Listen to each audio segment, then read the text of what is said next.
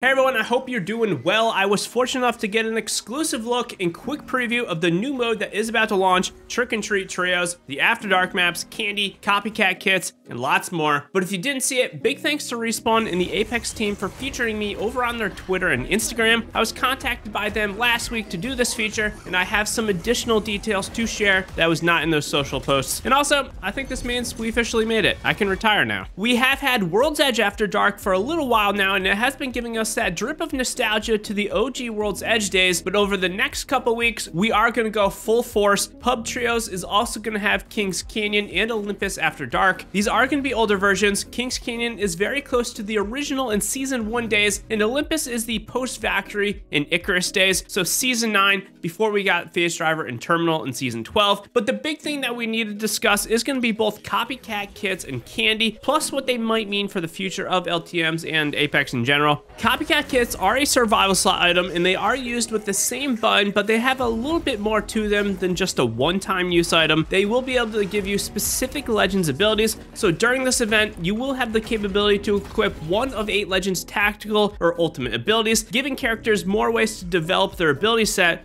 and playmaking options. There's 4 tactical and 4 ultimate abilities. For tacticals, we have Bloodhound's Scan, Wraith's Tactical Phase, Horizon's Lift, and Mirage's Tactical Decoy. And then for ultimate abilities, you are going to have Catalyst's Dark Veil Wall, Octane's Pad, Caustic's Gas Grenade, and Ash's Ultimate Portal. Right off the rip, I am so excited to see how this plays out, as you could drop a Horizon Black Hole and then theoretically use Caustic's Ultimate if you have that survival slot item. Also, I'm already thinking about the possibilities between running, say, Pathfinder, having the grapple, but then also having Horizon's tactical item in the survival slot. There's going to be a lot of very crazy playmakings in that Pub Trios mode. I can't wait to see what people come up with. I will quickly mention, though, that survival slot abilities do share the cooldown of the original ability that is being used, so something like Caustic's Ultimate is going to take a lot longer to come back than, say, a Mirage Tactical Decoy. Respawn stated to me the cooldown is based upon the item that you have in your inventory, so if you drop an Ash port but then you see a Bloodhound Scan item on the ground,